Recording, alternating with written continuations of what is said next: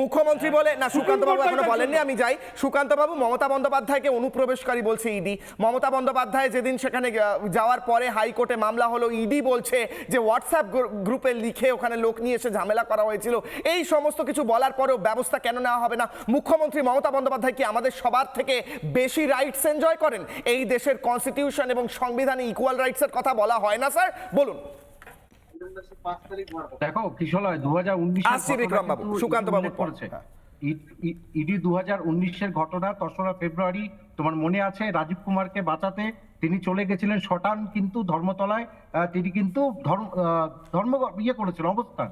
তারপর 2021 সালের আমরা 23শে ফেব্রুয়ারি দেখি কয়লা পাচার কাণ্ডে যখন অভিষেক বন্দ্যোপাধ্যায় তার স্ত্রী রুজিরা বন্দ্যোপাধ্যায়কে যখন তার বাড়িতে চলে যায়, তখনও কিন্তু সেখানে মমতা বন্দ্যোপাধ্যায়কে পাওয়া যায়, তার আগেই পৌঁছে যায়। তারপর 2021-এর ঘটনাক্রমে তোমরা যদি দেখো 15ই মে 17ই মে সেখানেও কিন্তু নারদা কাণ্ডে যখন ফিরহাদ হাকিম, সুব্রত মুখোপাধ্যায় থেকে শুরু করে যখন মদন মিত্র তারা গ্রেপ্তার হয়, তখনও তিনি কিন্তু নিজাম প্যালেসে চলে যান। সুতরাং বারবার কিন্তু ইডি এই 3টে ঘটনাকে উল্লেখ করছেন, খুবই গুরুত্বপূর্ণ।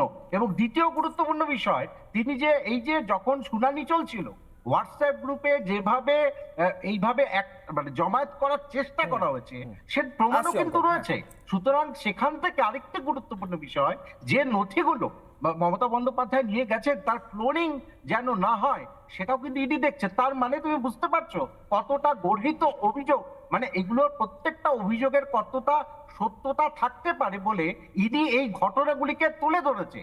সুতরাং তুমি পুলিশ প্রশাসন যখন মুসাকে সন্দেশখালিতে আটকাতে পারে না, যখন পুলিশের উপর হাত ওঠে তখন পুলিশ ছোট জগন্নাথ হয়ে বসে থাকে, আর এখানে পুলিশকে নিয়ে যখন এই মানে আইপ্যাকের দপ্তর থেকে বেরোতে হয় মুখ্যমন্ত্রীকে, তখন দেখা যায় ফাইল সঙ্গে বৈদ্যুতিক নথি রয়েছে। সুতরাং এই যে বৈদ্যুতিক নথিগুলো রয়েছে বা এই যে হোয়াটসঅ্যাপ গ্রুপে লোক জমায়েত করে শুনানি বন্ধ করা, তা কিন্তু বিচার ব্যবস্থাকে প্রহসনে পরিণত করছে। সুতরাং এটা বিচার ব্যবস্থা নীরবে নিভৃতে কাটছে, কারণ উপায় নেই। কারণ এমন ভাবে মমতা বন্দ্যোপাধ্যায় চেষ্টা করছে যে ইডির মতো কেন্দ্রীয় তদন্তকারী সংস্থার কাজে বাধা দেয়া, এর মতো গঠিত অপরাধ, আমি তো আইনজীবী নই, কিন্তু এই গঠিত অপরাধের শাস্তি কি হতে পারে তা কিন্তু বিচার করতে হবে, কারণ যেটা চলছে সেটা কিন্তু খুব সঠিক নয় কিশোলয়।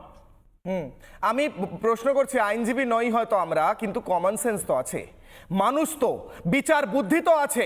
চোখের সামনে যদি দেখি ইডির তদন্তের চলার সময় একজন মহিলা গাড়ি নিয়ে এসে সমস্ত ফাইল গাড়ির মধ্যে তুলে, সে যে কেউ হতে পারে, নিয়ে চলে গেলেন, এটা কি করে কোনো কমন সেন্সের মানুষ যার একটু বিচার বুদ্ধি আছে সে বলতে পারে এটা ঠিক? এটা কি করে সাপোর্ট হতে পারে? নানা ধরনের কন্টেন্ট দেখার জন্য লাইক করুন, শেয়ার করুন আমাদের ফেসবুক পেজ, সাবস্ক্রাইব করুন আমাদের ইউটিউব চ্যানেল। পাশাপাশি অন্যান্য ব্রেকিং নিউজের জন্য অবশ্যই চোখ রাখুন রিপাবলিক বাংলায়।